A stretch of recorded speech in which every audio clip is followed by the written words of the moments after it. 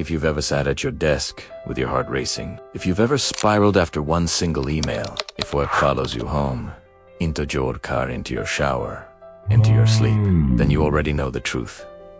Stress doesn't stay at work. It lives in your mind. And today, we're breaking that link. Hi, I'm Kai.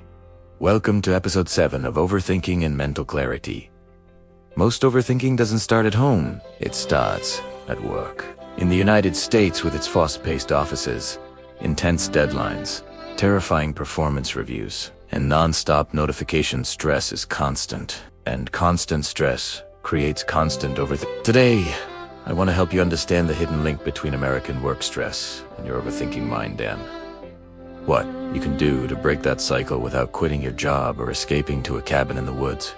A few years ago, I worked in a building in downtown Seattle, near Pike Street, surrounded by glass offices, cold lighting, and the constant hum of coworkers typing. I thought I was fine, who's stressed like everyone else. But one Thursday afternoon, after receiving an unexpected email with the subject line, "Need to discuss today," my chest tightened. My hands got cold. My mind spiraled instantly.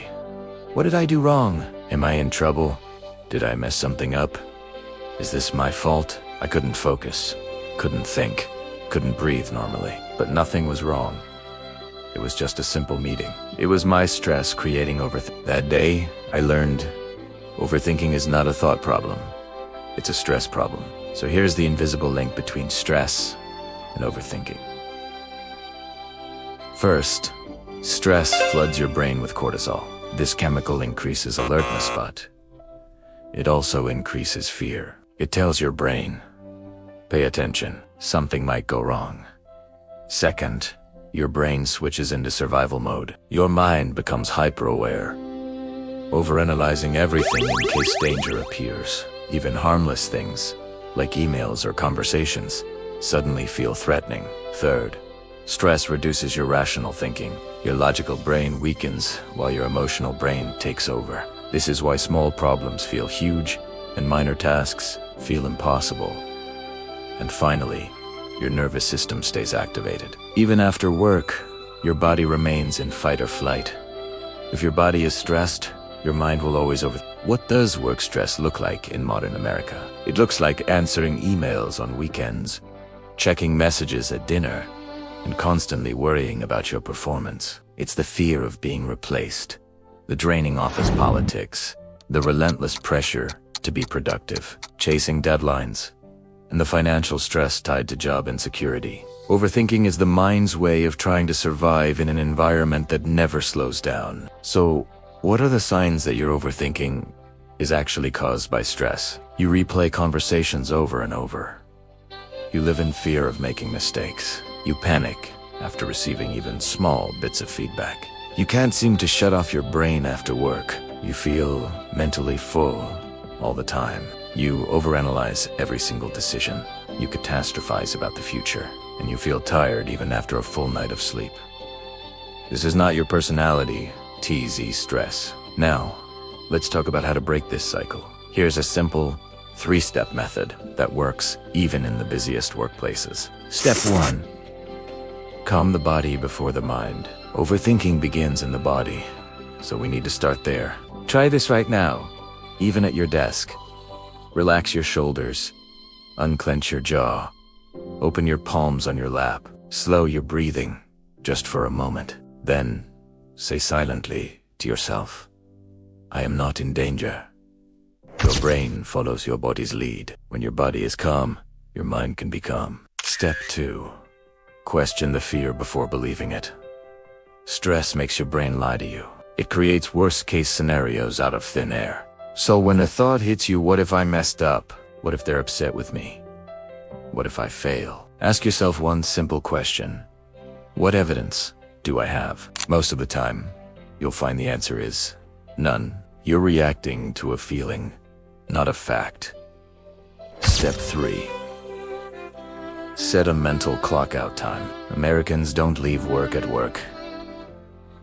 We carry it home with us. That's why our minds never truly rest. So, pick a time, maybe 6 p.m. or 7 p.m. and tell yourself, the workday is over. The thoughts can wait until tomorrow.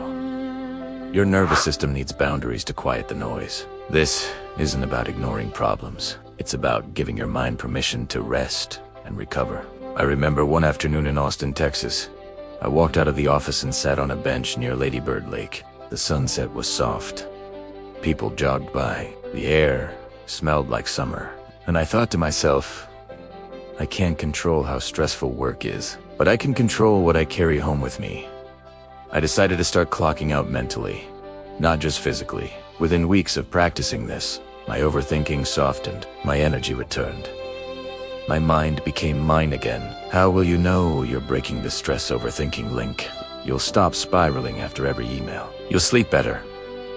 You'll think more clearly. You'll worry less about making mistakes, and you'll stop replaying conversations in your head. You'll feel lighter when you leave work, and your weekends will actually feel like rest. This is progress. This is healing. This is clarity.